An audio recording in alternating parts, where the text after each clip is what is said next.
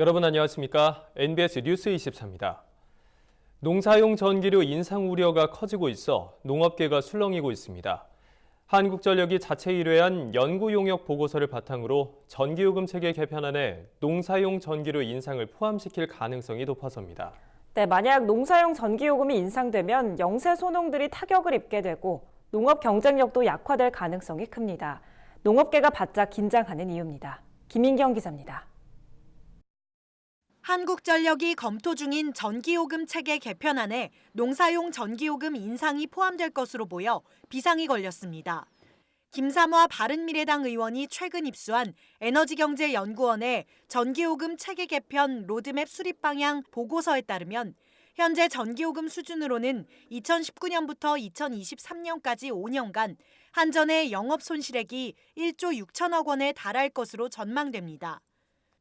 한전 측은 지난 5월 중장기 전기료 개편을 위해 에너지경제연구원에 연구 용역을 의뢰했고 이번에 나온 보고서는 최종이 아닌 중간 단계의 보고서입니다. 해당 보고서는 2022년까지 3년간 단계적으로 10%의 전기요금 인상이 필요하다고 제안했습니다. 주택용과 산업용 등 각 분야별 전기요금 인상이 필요하다는 건데 농사용 전기요금 개선도 시급하다고 지적됐습니다. 농사용 전기료 평균액이 전체 전기요금 평균의 44%에 불과해 한전의 적자를 더욱 키우고 있다는 겁니다. 보고서에 따르면 지난해 농사용 전기 사용으로 인한 한전의 원가 부족액은 약 1조 8천억 원. 상대적으로 경쟁력이 취약한 농업을 지원하려는 취지에서 농사용 전기요금 단가는 산업용이나 주택용의 절반 수준으로 책정됐기 때문입니다. 보고서는 대규모 기업농을 위한 별도의 요금 체계를 제안했습니다. 농사용 전기 이용 가구의 0.4%에 그치는 대규모 기업농이 전체 농사용 전기 사용량의 39%를 점유하고 있어서입니다. 보고서는 이들을 따로 관리하는 요금 체계가 필요하다고 지적했습니다. 최근 열린 국회 산업통상자원 중소벤처기업위원회에 한전에 대한 국정감사에서도 비슷한 지적이 나왔습니다. 김성환 더불어민주당 의원은 영세농을 위한 농사용 전기요금을 대기업 계열사들이 악용하고 있다고 꼬집었습니다. 지난해 재계순위 30위권 안팎에 이름을 올린 대기업들이 농사용 전기요금의 혜택을 받으면서 54억 원에 달하는 전기요금을 절감했다는 겁니다. 또 에너지경제연구원이 지난해 내놓은 농사용 전기요금 체계 개선 방안 연구 보고서에서도 1%에 불과한 대규모 기업농들이 농사용 전력의 절반 가까이를 소비하고 있다는 분석이 나왔습니다. 김 의원은 영세 농민들을 지원하기 위한 농사용 전기요금의 취지에 맞지 않는 대규모 기업농들에 대해 단계적으로 전기요금을 현실화해야 한다고 주장했습니다. 계약 전력 100kW 이상을 사용하는 대규모 기업농들에게 6년에 걸쳐 전기요금을 매년 15%씩 단계적으로 인상하면 한전이 6년간 1조 8천억 원의 추가 수입을 거둘 수 있는데 이를 영농형 태양광 등 농민 주도의 재생에너지 확산에 사용하자는 제안입니다.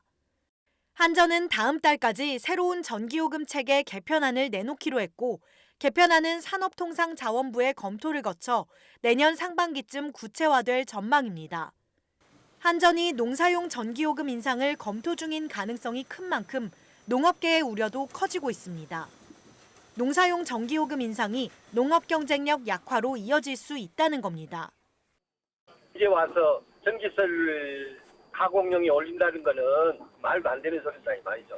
지금도 어려운데 더더군다나 이거 전기세까지 오른다면은 가공하며 원가 절감 차원에서도 훨씬 더 어렵지 않겠냐. 경영비가 추가 발생이 되고 이번 인상안이 올랐을 경우는 우리 한농협 입장은 가만히 있지는 않겠다. 한전이 농사용 전기료 인상 카드를 꺼낼 경우 기업농은 물론이고 소규모 영세농에게도 생산비 인상 요인이 될 수 있는 만큼 한전의 전기료 개편안에 농업계의 이목이 쏠리고 있습니다. NBS 뉴스 김인경입니다. 농업계 이슈를 깊이 있게 전하는 수요기획 시간입니다. 농촌 태양광 발전의 명암을 집중 조명해보는 태양광 발전의 빛과 그림자를 3회에 걸쳐 기획 보도하고 있는데요. 지난주 문제점 지적에 이어서 오늘은 그 두 번째로 태양광이 새로운 농가 소득원으로 각광받는 현실을 윤슬기 기자가 보도합니다. 뜨거운 태양 아래 지별판이 반짝입니다.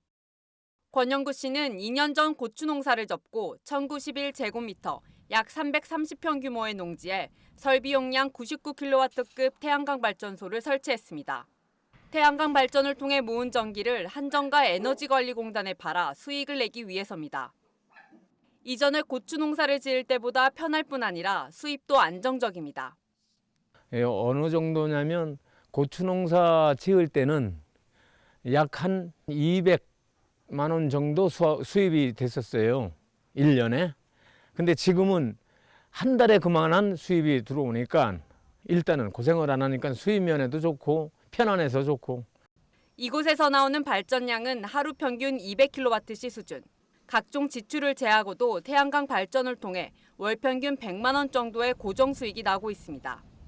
권 씨가 농촌 태양광 발전소 설치 비용으로 투자한 돈은 1억 7천만 원. 이 가운데 1억 5,300만 원은 농촌 태양광 정책 대출로 1.75%의 저금리 혜택을 받아 마련했습니다. 권 씨는 초기 투자비가 만만치 않지만 장기적으로 볼 땐 이득이 더 많다고 강조합니다. 너도 나도 지금 이 시골에 보면 전부 다 나이 70이 다 넘은 노인들이에요. 그 노인들이 지금 밭에다가 나무를 심고 뭐 하는데 나무 같은 걸 심게 되면 죽을 때까지 일을 해야 됩니다. 그러나 나는 이 태양광을 하게 되면 일을 안 하고 할 일이 없어집니다. 그러다 보니까 가외로 남의 일도 도와줄 수 있고 내가 꼭 필요한 일을 한다면 그 이상의 수입도 가능하리라고 믿습니다. 강원도 인제군 남면의 한 마을. 지난 2008년부터 태양광 발전소를 설치해 운영하고 있습니다. 이 마을은 전형적인 농산촌 마을로 고령화로 인해 휴경지가 늘고 농가 소득이 줄어들자 그 대안으로 태양광 발전 사업을 선택했습니다. 저희가 하도 이제 못 살다 보니까 장묘센터를 유치를 하게 돼요. 화장장을 유치하게 되는데 그 과정 속에서 그 어느 정도의 정부 보조금도 있었지만 저희가 지속적으로 좀 인제군에서 실행하는 마을 리더 교육을 많이 다녔어요. 다니다 보니까 우리가 지속적으로 돈이 나올 수 있는 곳은 저것이다. 주민 여러분들과 회의를 하니까 주민 여러분들도 한번 의심스럽지만 한번 진행해보자 해서 실행을 하게 됐습니다. 이곳 태양광 발전소의 연간 전기 생산량은 520kW. 소득으로 따지면 약 3억 2천만 원에 달합니다. 마을 공동체 형태로 운영되는 만큼 이곳의 수익금은 마을 발전을 위해 재투자되거나 주민들의 복지를 위해 쓰입니다. 특히 가구당 전기요금 명목으로 월 5만 원씩 1년 동안 60만 원이 지원되고 이외에도 자녀들의 장학금과 노인의 운영기금 등으로 쓰이면서 주민들의 환영을 받고 있습니다. 저희가 거기서 나오는 기금으로 마을의 발전을 위해서 많은 일을 또 하고 있다 보니까 그게 다 연결이 돼서 저희 태양광 발전은 저희 마을에 정말 크게 도움이 되는 일이고요. 저희 마을 주민들은 다 이거를 굉장히 좋아하고 있어요. 고령화와 불안정한 농산물 가격으로 안정적인 소득을 얻기 어려웠던 농민들에게 태양광 발전 사업이 새로운 소득원으로 주목받고 있습니다. MBS 뉴스 윤슬기입니다.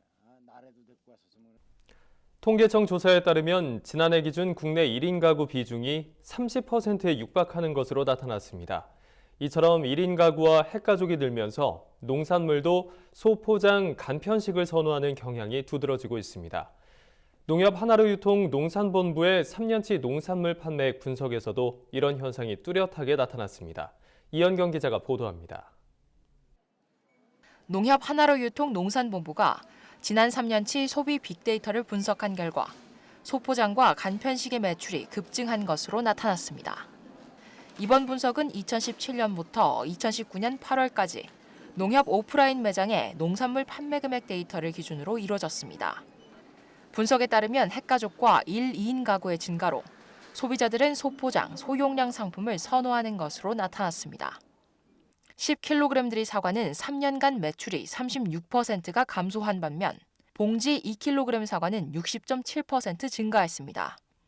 수박도 한 통당 무게가 10kg짜리는 매출이 32.4% 감소한 반면 7kg짜리는 1.9% 늘어 소용량 선호가 높아졌습니다.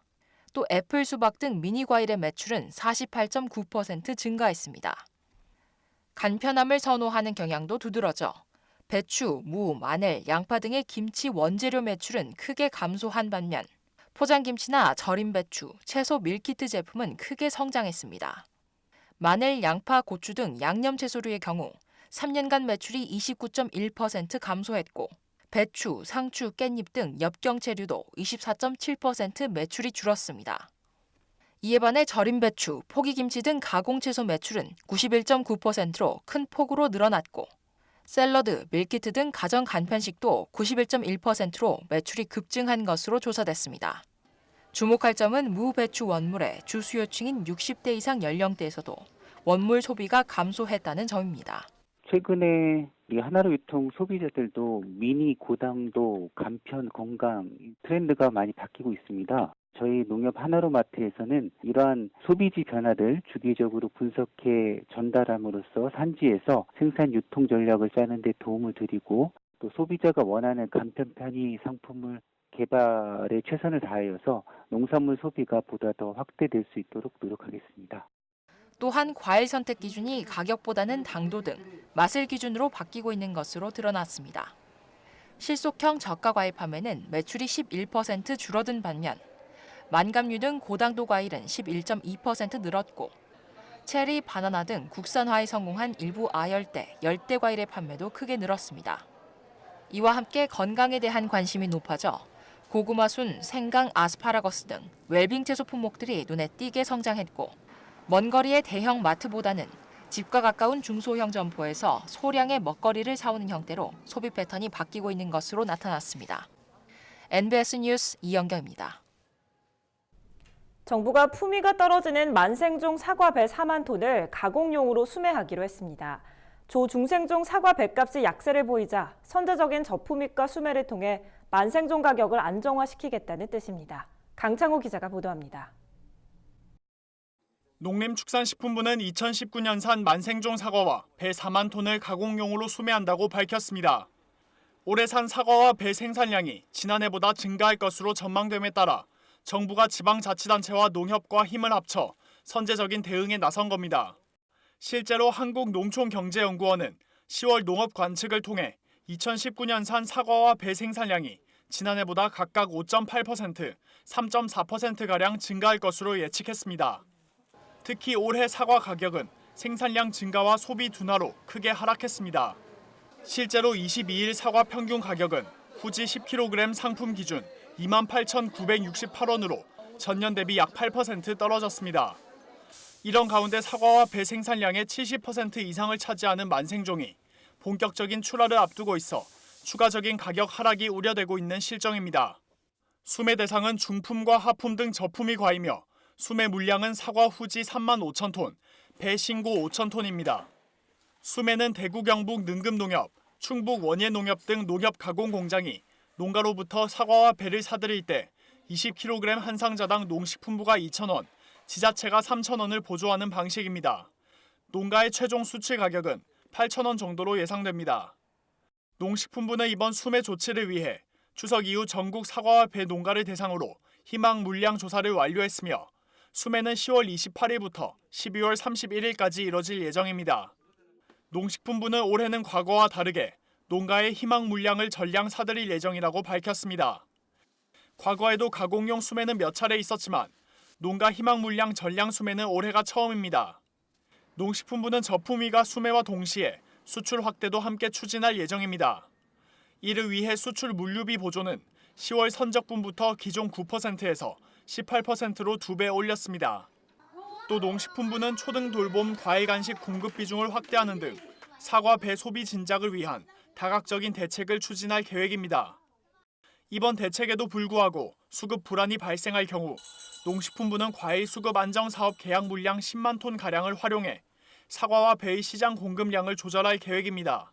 중생종 시장 자체가 가격이 안 좋았기 때문에 일단 만생종 시장에서는 가격을 어느 정도 좀 지지를 시켜야 농가 소득 안정에 도움이 된다라는 생각에서 일단 가공용 수매 지원을 하게 된 거고요. 이 대책 외에도 이제 사과배 이제 소비를 좀 진작시키기 위해서 다양한 소비 촉진 행사를 지금 계획하고 있고, 이 밖에도 연령별 품종별 맞춤형 콘텐츠를 제작해 TV, 라디오, 유튜브 등을 활용한 다매체 홍보를 실시하고 지역 축제 등과 연계해 소비자 접점 마케팅 강화를 추진할 전망입니다.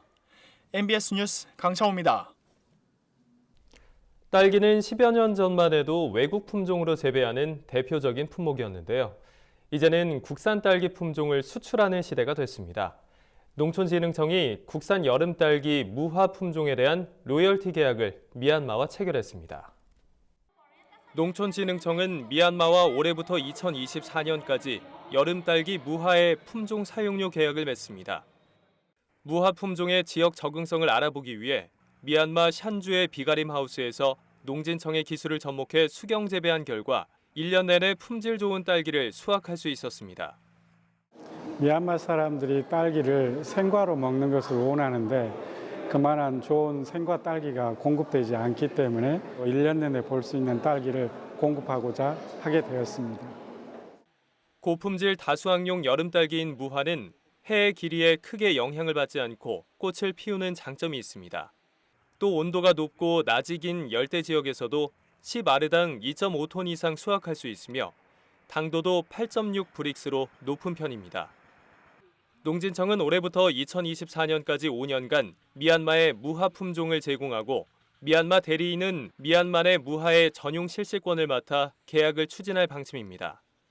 미얀마 내 재배 면적은 50헥타르에서 100헥타르까지 늘어날 것으로 예상됩니다.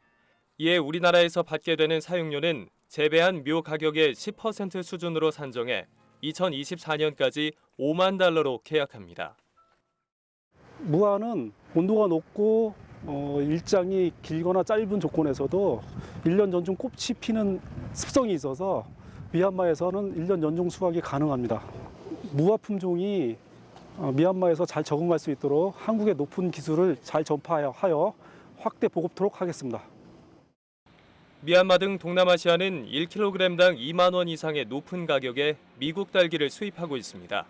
하지만 그마저도 식미가 떨어지는 품종이 대부분이라 이번 계약을 통해 미얀마 내 국산 딸기의 경쟁력이 높아질 것으로 전망됩니다.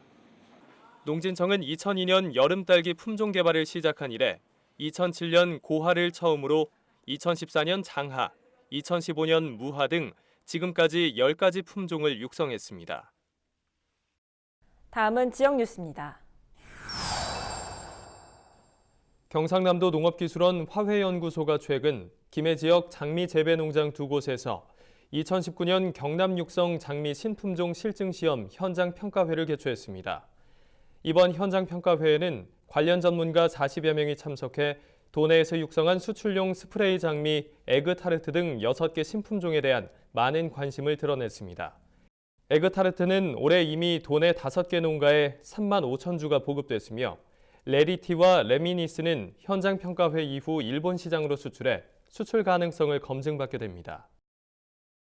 제주도 동물위생시험소가 아프리카 돼지열병 등 가축 전염병의 조기 검색을 위해 특별 방역 대책 기간인 내년 2월까지 가축 전염병 검사를 확대합니다. 특히 도내로 반입되는 돼지고기를 원료로 하는 가공 품목에 대해 아프리카 돼지열병 검사를 확대해 나갈 방침입니다. 또한 도내 소, 돼지 등 우제류에 대한 구제역 백신 보강 접종을 적극 홍보하고 구제역 검사 강화와 더불어 백신 항체 형성의 적정 여부 검사를 지속적으로 확대해 나갈 계획입니다. 경기도가 2020년 경기도 신규 마을 기업 공모에 참여할 마을 기업을 10월 30일까지 공개 모집합니다. 신청 대상은 마을 기업 설립 전 교육을 이수하고 신청 접수일 기준 도내에 소재한 법인으로 마을기업 4대 요건인 공동체성과 공공성, 기업성, 지역성을 충족하면서 그에 맞는 적정한 사업계획을 수립해야 합니다. 희망법인은 도청 홈페이지를 통해 신청서와 구비서류를 다운받아 작성한 뒤 마을이 소재한 관할시군 담당 부서에 제출하면 됩니다. 선정된 법인에게는 최대 5천만 원의 사업비 지원과 함께 컨설팅, 홍보 등 다양한 지원 혜택이 부여됩니다. 충청북도 농업기술원 포도연구소는 내년도 포도나무의 세력 안정화를 위해 포도 수확 후에도 과수원을 세심하게 관리해 줄 것을 포도농가에 당부했습니다. 포도 수확 후에는 포도나무에 15에서 20mm 정도의 물을 7일 간격으로 12월 중순까지 줘야 합니다. 또한 가지치기를 통해 잎마다 햇빛이 잘 비치도록 하고 복합 비료를 토양에 뿌리거나 1.5%의 요소 비료를 연면 살포하는 것이 좋습니다. 반면 생육기 동안 병해충 발생이 심했던 과수원은 낙엽 등에 있는 병해충 잔재물을 하우스 밖으로 끌어내 태워 다음 해의 병해충 밀도를 줄여야 합니다. 저희가 준비한 소식은 여기까지입니다. NBS 뉴스 24 마칩니다. 함께해 주신 여러분 고맙습니다.